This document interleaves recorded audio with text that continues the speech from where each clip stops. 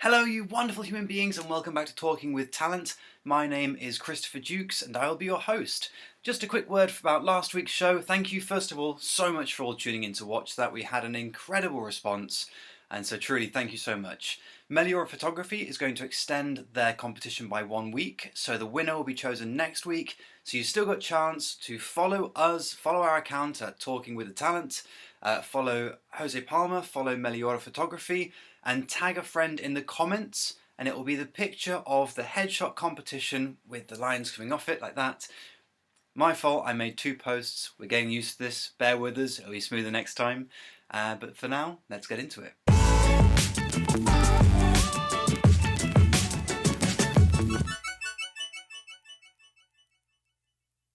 Hi, and welcome everybody back to Talking with Talent. And today I have with me the fabulous Duncan Burt, who has been very generous to join us on a day when, bless you, you are running on a few hours sleep from the sound of it, as Duncan has just bought a new puppy. So you are more into sort of your theatre and certainly musical theatre. But going right back to the start, how did it all begin for you? Like, what was the moment that you knew you wanted to be an actor, and what was it that made you go, it's musical theatre instead of other theatre or film? Oh, meaty, love it. I actually, I was chatting to my friend last night, and he was talking about how he'd watched the film version of Chicago literally 5 times this month. And I said, oh wow, yeah, I remember when I saw that at the cinema, and me saying that massively unlocked a realization that I hadn't realized in myself for a long time, which was probably that. So Chicago came out 2002, so I was 11 at the time. I hadn't grown up with much theatre, just because it wasn't part of what we did as a family, which was weird because my dad was actually in television. He worked back for ITV back in the day when it was like Carlton and stuff, and he was the guy that made all the adverts for the shows, like the show trailers. Oh no, I remember that actually. Which was super cool. Like, he was when Morse code, when Inspector Morse happened, he was the first person that created the first trailer. So the iconic Morse theme was because of my dad. So it was really weird that I came from. And then Dad had done like loads of things. He like stage managed in a strip club for some point of his career. He stage managed on ships, and then he moved into like filmography and directing and stuff. So like Dad had done loads, and he was massively into art. And he'd also gone to art college as well, like as a bit of an artist. I only found out like 15 years ago or something, and I was like, where have you been hiding this, Kenneth? This is I don't know what happened, but that didn't see. It was obviously in my DNA, but it didn't seem to like have been unlocked. Other than the fact that Mum and Dad loved Phantom, I used to just blast out, you know, the overture or the beginning of the Phantom. Petrified me, but it was kind of that level of scared as a kid where you kind of like it, and you're like, no, don't play that. Secretly play it again, even though you know that you are genuinely scared. So like, which to this day, hilarious. No horror films scare me. The only film that's actually scared me was the 2004 motion picture version of The Phantom of the Opera.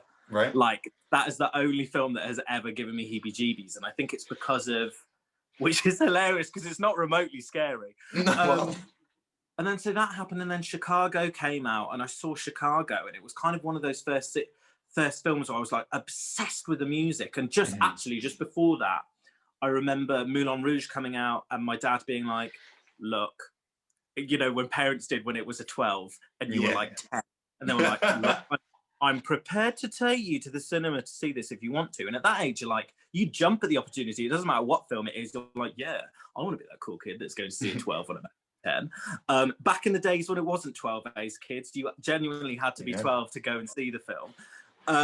No matter how old the person accompanying you was. And so I turned down going to see Moulin Rouge because I was like, no, not bothered. Then my sister got it for Christmas. I watched it and I was like, why did I turn this opportunity down? And it was just, I don't know, it was this world that I didn't know existed. Or I was like, well, they're singing and they're having a situation that's affected them and they're singing about it. And this is like super cool. And then Chicago happened, which is just, I mean, massive turning point in musicals on stage in the modern era, because obviously we used to have them loads and they used to be incredible, but they don't make them like they used to really until Chicago came along. High school happened and we actually had physical drama lessons, and I was like, what is this world? This is fun. And all of my teachers were like, you love this, you're good at it, you need to do something with it.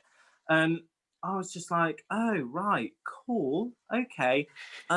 Sure. Sure, awesome. And then, but then it was that idea of you can't be an actor, you have to have a real job. That awful. Well, it's not viable, so political. I mean, well, yeah, we're low skilled hands. And so I was just like, right, okay. Now, I was also really interested in science, and this is what people are mind blown when eventually my A levels were literally equal split: chemistry, biology, English lit, and like theatre stuff, like the arts and the sciences.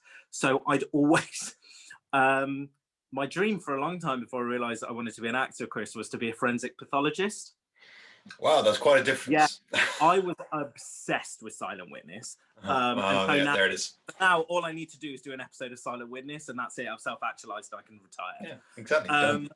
So I was just like, when it came to GCSE options, it went from drama being like surefire, no doubt I'm going to do drama, to being like, oh well, actually, like realistically, I want to be a forensic pathologist, which means actually I have to be a doctor first. And I was like, wow, I'm really going to pull my finger out if I have to like get those levels of grades, which means maybe I should take statistics as well as history and music, because I was musically driven. So I hadn't done much drama, but I played the flute and I played the piano. So like I was very musically driven. Like that side of me was encouraged because I spoke up about it, which was also weird. I don't know why I chose to speak up about wanting to play the flute rather than speaking up about wanting to do musical theatre.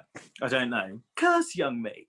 Well, and so I was like, oh, and I remember my history teacher in year 9, and we were that that options day you do, which is with a parent and a teacher, and the teacher, you talk through everything and they're like, right, you might not get all these options for timetabling, but I'm happy, you're happy, the parent's happy, these are your submitted options for GCSEs. And I went to that day and I was chatting through, and Mr. Griffin was just like, what are you doing?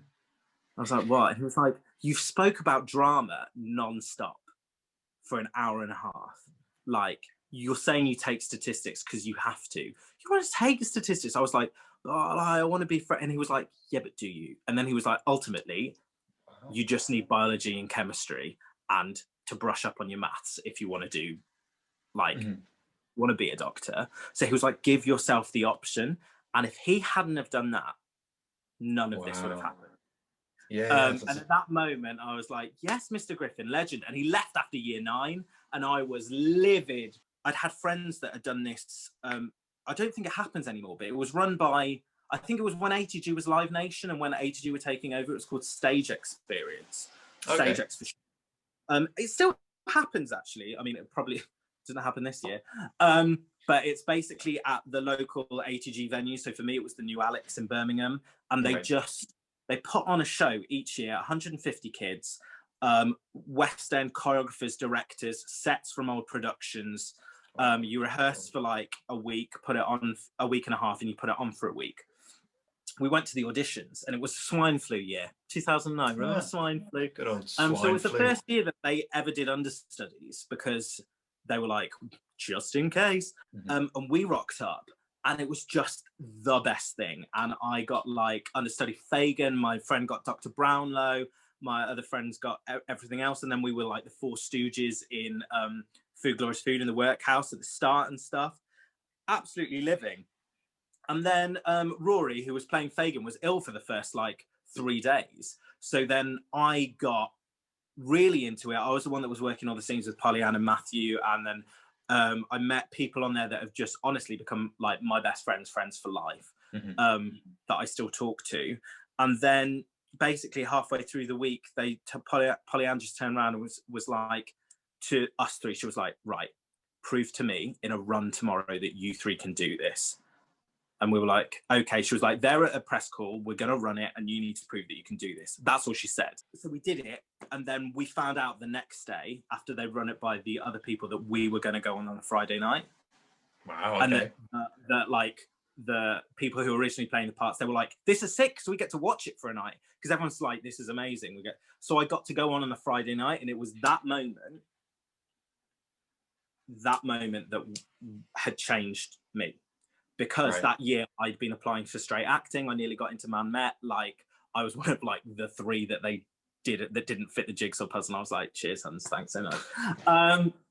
When I desperately wanted to go to Man Met, like I applied for straight acting because I'd made that decision in my head that I was going to try, and I was going to go gung-ho for it because I was going to work my ass off for my A-levels. I was going to do this. And I did. Like, I did really well in my A-levels. So at least I could say that to my parents and be like, look, whatever happens, I've got this.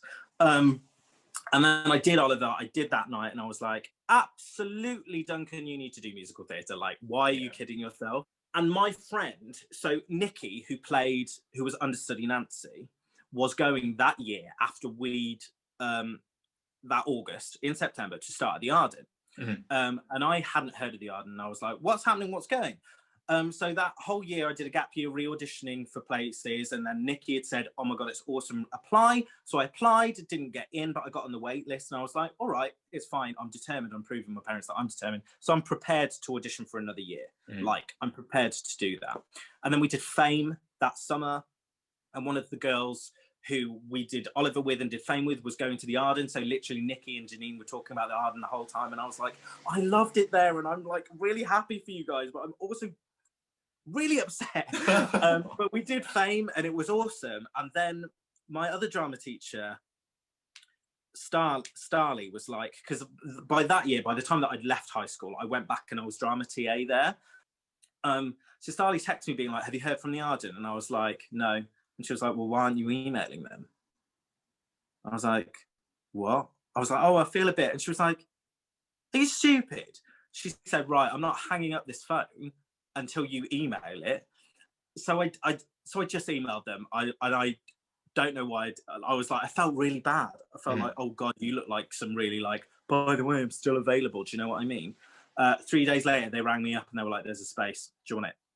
They rang me 3 days. I was at my mate's house and they were like, yeah, we've got a position for you if you want it. This was the Friday. Term started on the Monday. Oh my God, right. Like, yeah. I walked back into the room. I remember walking back into the room like white as a sheet, and Joe like literally she thought like someone had died. And I was like, I've got to go. And she was like, oh my God, what's happened? Who's died? And I was like, no, I got into Arden. And she was like, what? And I was like, I start on Monday. And she was like, right, go. And so you had to move house in a weekend? Yeah. Literally. And because I don't know, because Arden's quite early. It's quite an early start. Yeah, it was, term wise, because she was, and she is now, she's a doctor. Thank you for your key work, Joe Hayes. Absolutely. She was off to med school, but she didn't leave until like October. No. So she was just chilling and killing like before she had to go. And I was like, yeah, bye. She's like, go. So, and everyone was incredible. Like I had friends going different places for me to get me things. And because I remember saying to my mum in the kitchen 2 days before, I was like, and it was the day before, it was so weird. It was the day before Starley was like, email them. I said to mum, I was like, what happens if like Arden ring me and there's a space for me? Like what happens? I said, because it's like 6 days away. And she was like, we just make it happen. Yeah. 2 days later, I'm like, Mum, and she's like, we're making it happen. It was super intense, and that was also a massively long-winded explanation for you. So sorry. Oh, no, it's all right. That was a lovely story, though. But no, it's absolutely. And also, anyone who's currently looking to go to drama school or looking to go to study, thank your parents. Like not for getting you there, but for doing just that. Of going, yeah, we'll make it happen. We've got 24 hours. We can get you to Manchester, sure.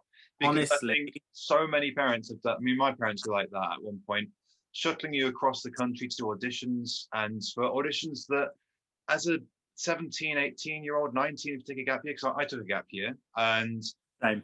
for times when you've driven 300 miles down the country to get a no, and Yeah. it could be And looked having at paid as a £45 for the yeah, for the joy. it can be heartbreaking, and they've either got to deal with a joyous teenager in the back or a teenager in tears. And so to every parent out there who is trying to help their kid get into drama school or to drama university, just to study, thank you, because well, none of us could have done it without the help and guidance of our guardians and the loved ones around us, and friends who nipped to Tesco to get you a duvet and pillow from the sound of it.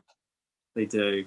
But then the next stage of your journey, you did get into Arden, which is actually where we met. And it is, yes. What of the three disciplines, being for now acting, singing, and dance, what was your favourite and what was your least? I wouldn't say any of them. I wouldn't say I have a least favourite. I think I love them all. Mm-hmm. There's definitely strengths. Sure. I was definitely, my acting was always my strongest, absolutely, which is why I tried for like acting courses to begin with, mm-hmm. because I was very worried that like I hadn't sung much, but I knew that my voice wasn't bad, but it needs to be trained. But I also knew that was good for Arden because it was trainable. Yes. Dance was something that I didn't start dancing until I was 18, until I was like, I'm going to do drama school, like, so I should do some dance lessons. And it was my friend being like, our local dance, they went to dance class and they were like, we're doing a production of High School Musical and we need a Troy. Will you do it? And I was like, lol, Troy, sure, hun.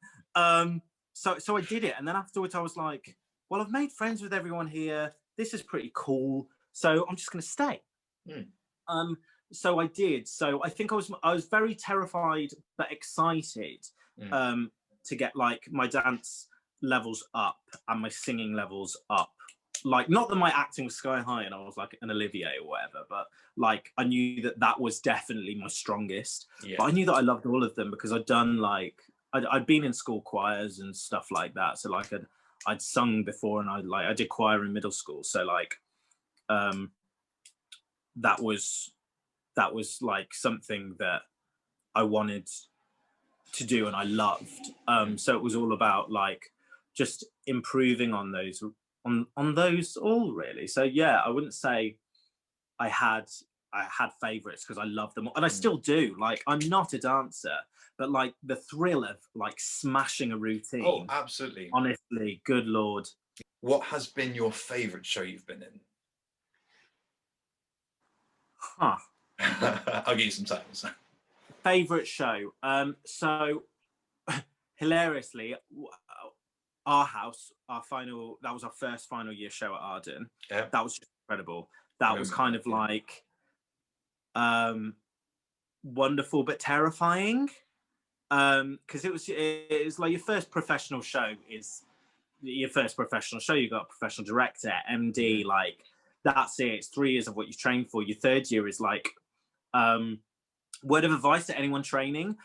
Make the most of your second year. Don't think it's a year that you can just like flit away or whatever, because I always worked hard, but I definitely didn't take second year as seriously as I should, because I was like, oh, I've got third year. No, third year is an industry year. You're effectively doing everything. You get very little skills. It's all putting everything that you spent into practice. So side bit of advice, that's true, work your ass off for 2 years. Really, it's kind of only 2 years training, and then it's refining in third year. And obviously we still learn every day. As soon as hell, it's like driving a car. You learn to drive once you've passed your test. And so when it's drama school, they teach you so much, and there's so much to absorb. But then third year, the classes stop, and it's like, no, you got to go and figure out like it is that sort of more. So for all, like, it was petrifying because our director was great, but also really intimidating, but in a really good way. Yeah. Like, I learned about losing, like, I mean, I'm not gonna lie, I wanted Joe. I was gunning for Joe. I felt like I deserved Joe because I worked so hard, and I didn't get Joe. And like, and that was something that I, like, rejection, learning rejection again and again and again, getting parts that you really want, you don't get. I got MO, which I was really happy with in the end, and had a really awesome time. And we got, the director said, right, 2 weeks into production, when we're starting rehearsing things, I will be like, you can come to me for audition feedback. So me being me, first in bloody line. And I was like, Ian, what did I do wrong? And he just looked at me and went, you didn't do anything wrong. We were either going to go with a tall cast or a short cast, and you were doing the short cast, and we just went with the tall cast. And he said, and that's something you'll have to deal with. And I was like, oh, right, okay. Because it's like learning. And I was like, but obviously I needed to know that, because it shows that I was good enough. Like, I was Joe. Like, I was good enough to play Joe, but I just wasn't in that production. And that's what you have to learn. That's when the mindset that you need to change is that when you're walking into an audition room, you might just not be right for that production. It doesn't mean that you're rubbish. Exactly that. It That's means actually, they're called you into the room because you're good enough, because they want you there. Exactly. If you can get into the room, you're good enough to get the parts. The thing that's not going to, the thing that's going to give that's going to give the part to someone else. I mean, certainly, to use Screen as an example, it's like, oh, sorry, we wanted someone with green eyes. If you've got blue eyes, you're screwed. But if you're in the room, they wouldn't waste their time. And so it's like, they wouldn't even ask you into the room if you weren't good enough to get the part. Your job is to audition, not to do the job. Yeah, and completely. So, and that's true, because if, like I said, if you can get in the room, you've kind of got the job. If you then get the privilege to do the parts later, that's fantastic. But your job is to audition. The biggest thing that's one of my big pieces of advice to anyone, and something that I got told, is you go to win the room, you don't go to win the role. That's very nice. I like that. And so that's what I do every single time I go to win the room. I'm like, did I smash that? I think I smashed that. They seem to enjoy it. Do you know what? They know that I'm good. I know that I'm good. They know that I'll work or I'll take direction. Will I get this role? Maybe not, because maybe I walked into that room knowing that I wasn't right for that role in the first place. Yeah. But they've now seen me, and they'll go like, ooh, ooh, ooh. And also, if you keep on getting called back by a casting director, and you keep on getting to finals, you're getting no, they're desperately trying to find a show for you. That's why they keep on bringing you back.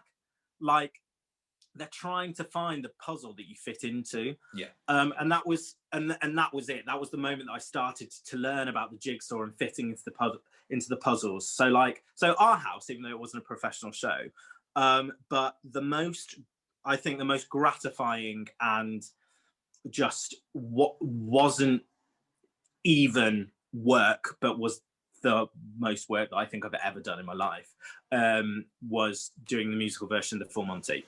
So yeah, it was remarkable. For anyone who knows the musical version of The Full Monty, if you don't listen to it, it is incredible. It's Americanized. It's set in America, so it's very different.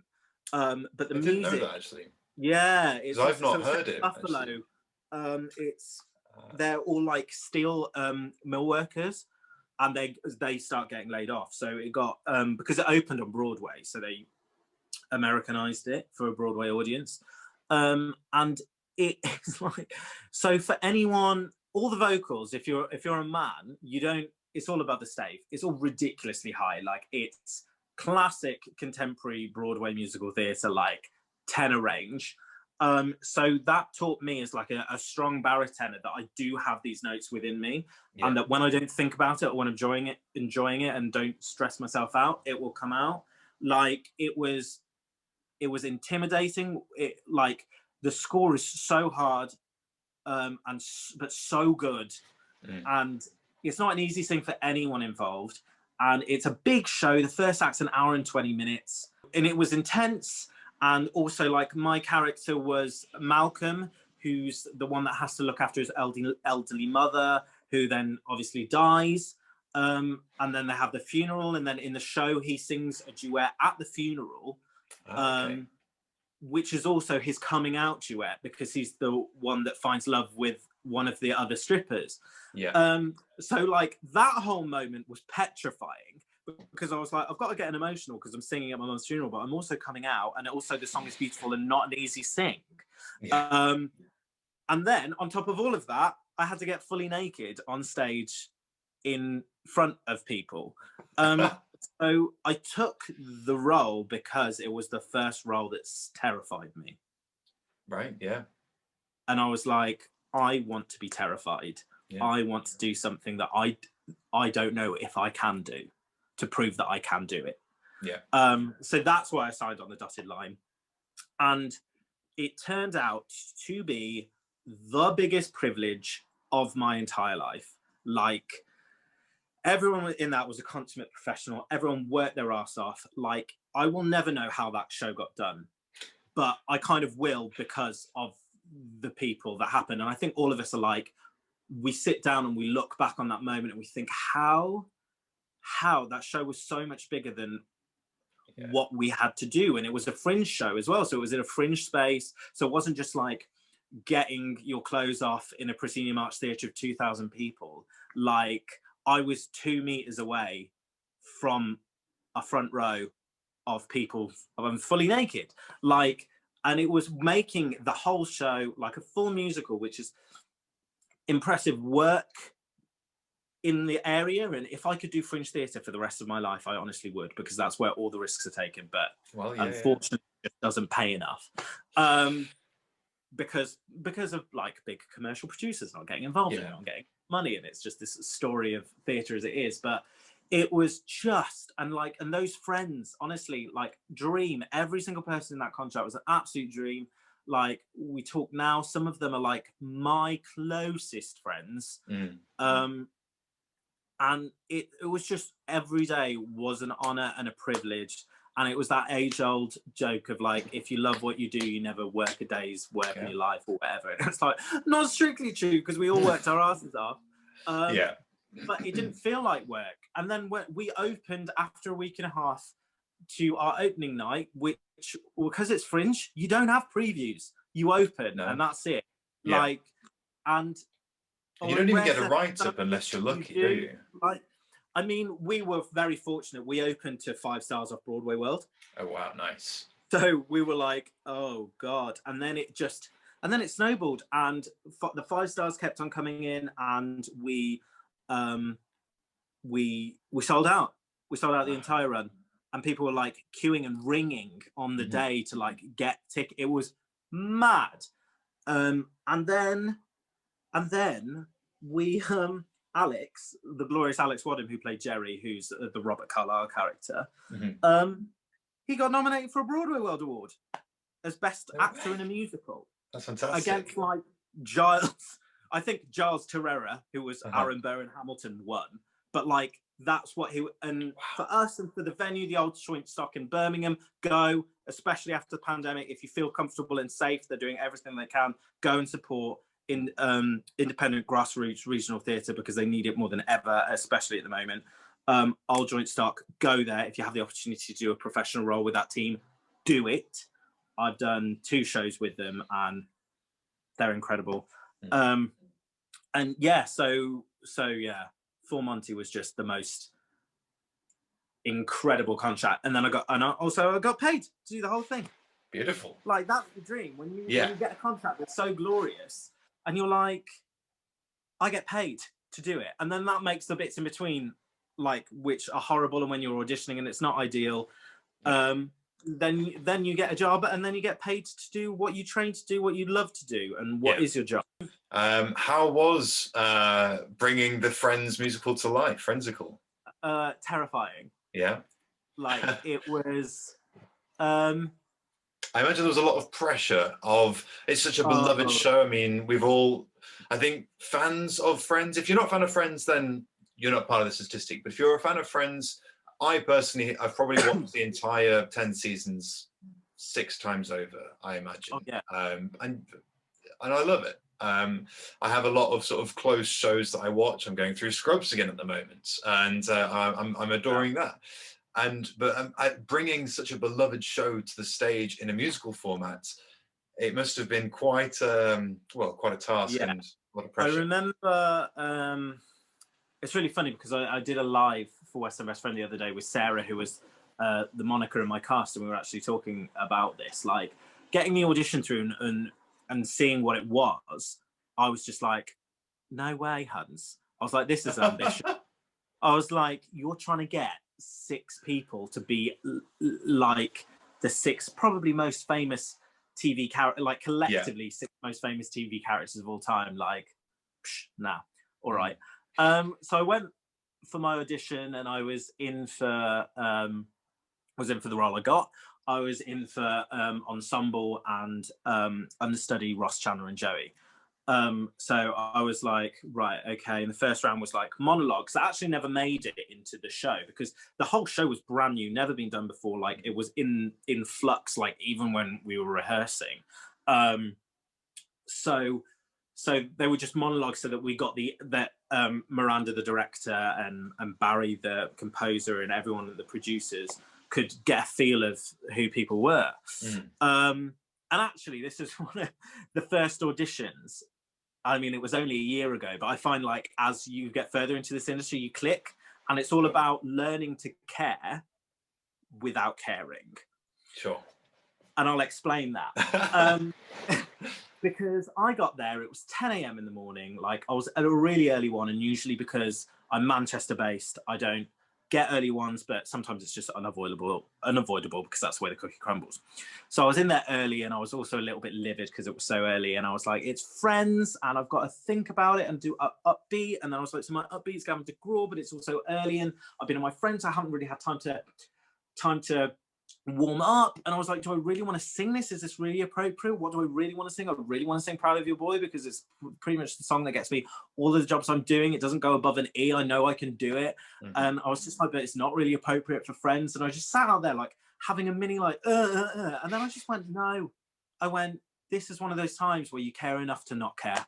So I prepared my monologues, one for Ross, Chandler, and Joey. I'd looked at them because they said, because I was like, be familiar, I'm never going to learn these, so I'm just going to have it and look as much as I know. So I walked in, and Miranda, everyone was like, hi. First off, because it was a new production, there were so many more people on the panel than I thought were going to be there. I was like, strong two or three. I think there were about 7. Right, wow. Including the accompanist. And I was like, wow, okay, loads of people. Hello, good morning. And Miranda was like, hi, Duncan, what have you got to sing for us? And I was like, proud of you. And I just went, proud of you, boy. And she went, from Aladdin. And I was like, oh, here we go. And I just went, yeah. And it's just been like, and then I was about to say, I've got, and she just went, it's my favourite song. No pressure. Like, really playfully. And I was like, oh, you're on. Yeah. So instantly I was like, good, I get to sing what I want. This is fine. So I sang it, and she was like, that was beautiful. Thank you so much. And I was like, awesome sauce. And she was like, right, let's hear some Chandler. And I was like, was it Joey? I can't remember. No, it was Chandler. So she was like, let's hear Chandler. So I did Chandler, and obviously really emphasizing it, and they laughed, and it was good. And then she was like, right, can we hear your Ross? And in the back of my mind, I was like, because Ross is so specific. So I was just like, so I kind of gave him flavors, and they laughed. And I was like, win. Okay, this is all right. And then she was just like, right, awesome. Can you come back for a recall tomorrow? I was like, yeah, sure, okay, unexpected, but didn't realize I was going to find out in the room. Awesome though. Yeah, she was like, just look at this scene, and then she was like, it's going to be a workshop audition tomorrow, and instantly workshop group audition, and instantly I was like, but can't it just be us? Like, I cannot tell you how much I despise, and I'm trying to not, but I hate group workshop auditions. I hate that. Massive imposter syndrome sets in, and my anxiety, and I have to really like pull it back. So we went in, we did honestly, it was the easiest movement routine ever. It worked. It was great.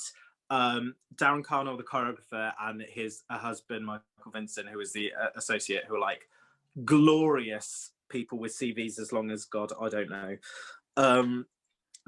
Just incredible. Like, they whacked out the most awesome movement choreography, and it was one of the first movement calls that was actually a movement call, which I really like, because in this industry a lot of choreographers like to call it a movement call, but it's not. It's like pretty much a dance call, and that blindsides a lot of people who aren't movers. So I was like, finally a movement call. And then my brain just decided to not turn up.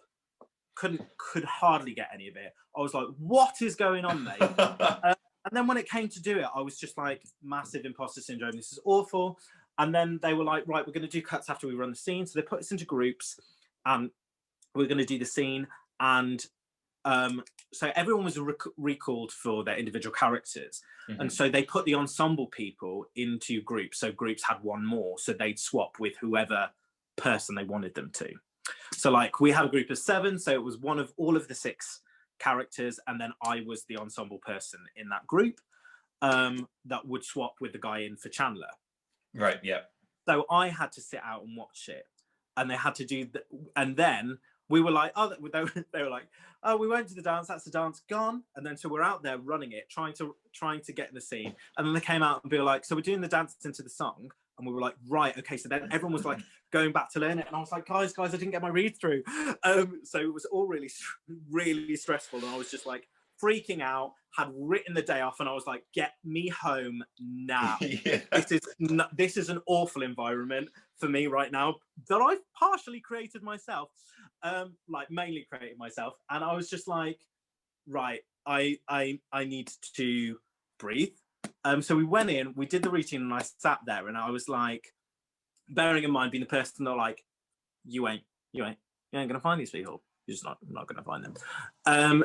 3 of the people in my group, 4 with me included, made the cast. Mm-hmm. So like when Jamie started doing Ross, Rachel, Sarah started doing Monica, and Ali started doing Phoebe, I was like, well, damn. If they don't cast these people. But then instantly I was like, and the Chandler was quite good, and the Joey in our group was good, and I was just like, right, okay, and now I've got to go up and be that guy. And then so I remember about to start it when it was my go, and it was one of those moments where, who cares? Mm-hmm. I just had that, who cares? Just go for it. Yeah. And I did. And I remember looking at Dave Morklin, the producer, right in the eye, and I did something stupid when we were putting our umbrellas up at the start, because Barry hadn't written the opening number by this point, so we were doing it to the Rembrandts. Sure. And so, like, I did it, and then Dave laughed, and I was like, made the producer laugh. Okay, this is all right. And then I did the routine, and the routine went fine. And then I did Chandler, and it was okay. And then I got the job, and I was immediately like, this is mental, because I'm a massive, massive person of abolishing this hierarchical regime that we seem to have in acting, that you only ever make it if you get a national tour, if you get West End, because that is absolute, utter rubbish. Nonsense. I hate it. It's damaging and it's toxic. Like, if you are acting and you are being paid, we're all on the same thing. Like, we've all worked our asses off to be acting a bit. Who cares? If you do TIE, great. You're like, exactly. If you do Panto, great. If you do Fringe, great. If you do West End, incredible. Like, someone has to start somewhere. Yeah. And like, some people don't make their West End debuts until like 22 years into their career, or they make it straight away and then never work on it again. And it's just like, it doesn't matter. And it's like this constant time of like rationalizing it. Like when I did Panto in 2018, my dame had been in like Sweeney Todd with Imelda Staunton and Michael Ball. And I was just like, oh my God, I'm just as good as John McManus. And John was like, of course you're just as good as me. West End doesn't mean anything. And I was like, yes, West End doesn't mean anything. But then obviously part of me, because you're grown up conditioned that way. Absolutely, I was like, finally, after like 6 years, I've got my national tour, my first ever UK #1 tour. And then I was a bit like, oh, naff off, Duncan. What are you doing? You're playing your own game here. And then but then it really set in, and I got the script through, and I was like, wow, this is funny, and it's clever. The concept is clever, but good Lord, like there is so much. And I think that's when it got terrifying for me, because I'd never swung before. Mm-hmm. So I was playing my roles in the show, which was small because it was only an 8-person show. And it was a 2.5-hour musical. And mine and Becca's roles, as she was the female ensemble, female swing, like they were the ones that were dispensable, so that if we had to cover, like they could just go and be covered by one person. So it wasn't just that Becca and I were covering the 3 principals each, it's that we were also covering each other. and only certain tracks would get cut if certain combinations were happening. So then it was like learning this show 3 times in 3 different ways, 4 if you include Becca's, and then ultimately it's like, oh, I've also got to do like an impression of Matt LeBlanc, Matt Perry, and David Schwimmer. So there's a lot of pressure involved. And also, we only had a 3-week rehearsal process. Wow, okay. So and that time was still being written at that point? Yeah, so songs were being thrown in. I think, luckily, Barry was really good, and it's not like we got anything last minute, which was really nice. I think it was the final song got added, or we got everything for the final song like a week and a half before we opened. Yeah. A week and a half before tech started, rather. Yeah. The opening night, everyone was like flying by the seat of their pants. And it pulled off, but it was just like watching those 6 actors on stage was just absolutely mind-boggling. Friends taught me a lot because I used to have, I suppose, like snobbish views when it came to musicals. That I was like, some musicals, like, I'll never say anything bad because I don't think like that way. Everyone always tells me, they're like, you love everything. And I'm like, no, I just don't see the point in voicing opinions about things I don't like, because no one ever intends to write something that's bad, or no one you know what, people work for years and pour their souls into productions for people to tear it apart. I'm not going to do that. So for me, I was like, a story like a show like Friends is probably something I'd have thought in the back of my mind, like, but it's got no like moral or artistic like what but ultimately it's what people needed, and which is why some of the reviews I was like, we're not trying to be the next Les Mis, Hans. We're a parody musical of Friends. If I can't tell you that we're not taking ourselves seriously, like, I don't know what will. So it taught me a lot about that, and it also on the flip side taught me how unnecessarily scathing and detrimental reviewers and critics can be. Because there are ways of saying things, but reading some of the reviews that we got, or some of the things that people said, I was like, none of this is necessary, because actually, like, it would be necessary if the whole creative team or anyone on stage went, I'm going to set out to create something really rubbish. I want it to be terrible, and I want people to think it's horrid. Like, no one ever does that. So always think before you tweet. Yeah. It's like, and Duncan, I'm telling you this because I love you. Your show was abysmal. For anyone who's not seen Friends, that is lifted out of it. His show was gorgeous. It was beautiful. Just need to little disclaimer there. So for anyone looking, actually, Duncan, actually, you teach virtual one-on-one singing? Yeah, virtually at the moment. And if you're Manchester-based in future, but, tier 3 live, then, one-to-one. So if you are looking for some singing lessons, and at the moment they're all going to be virtual. I don't know of any singing teacher that's doing them in the same room, because you're not allowed to sing in churches at the moment. So I doubt you can sing in one room with another person there. But yeah, check him out. And have you got a website, Duncan? Or no, I don't. Private message him. Get some. Yeah, DM it honestly on Facebook, Twitter, Insta. Just get it going. I'm in the process of setting up a Facebook page. Beautiful. And you can check out Duncan on West End Best Friend, which is your own chat show where you talk with mainly people from musical theatre industry. Is that right? Yeah.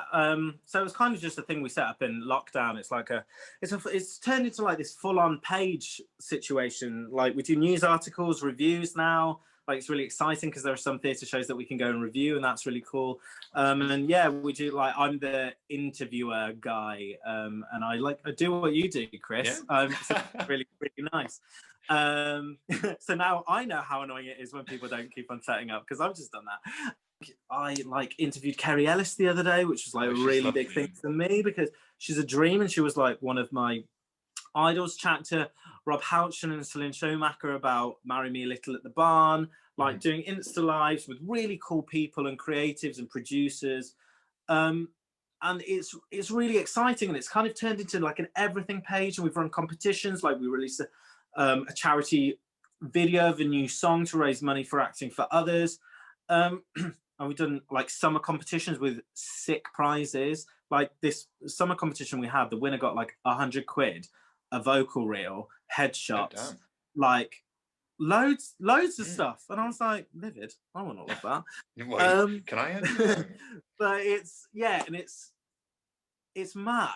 People are loving it. Yeah. And we're going to start launching merch soon. And the other day we've turned Super Studies into like actual trading cards. Okay, nice. So that people can collect decks of West End performers and get them autographed at Stage Door on their own deck. That's fantastic. Like, I love that idea. That's brilliant. So that's wonderful that you're making it more known about the actors that are supporting the, I guess, the principal cast, if you will, and making them known, because you're right, they deserve more credit than they're getting. So what a wonderful thing. So go on, check out and follow West End Best Friend, follow Duncan on Instagram. And Duncan, thank you so much for coming on today. We're going to possibly have you on another time, because I had so much to talk to you about, but I know, probably already an hour. Sorry. It's fine. But we will chat about Disney and Star Wars next time, because Oh my God, yeah, Disney and Star Wars. Exactly. Oh, damn it. It's fine, because this was a fantastic episode for, and especially for people up and coming. I think a lot of things you said, certainly from my first question, I hope will be really beneficial to people looking to go to drama school or currently in drama school. Treasure the time there. So yes, thank you so much for coming on. And at some point in 2021, we'll have you back on and we'll chat more about the year and the year past, and see how 2020 unfolds. Oh my God. And who knows? yeah, we'll see. And then we'll chat about Disney and Star Wars. But thank you so much, everyone watching. Thank you for tuning in. Stay creative and stay safe. Mwah. Have a good one.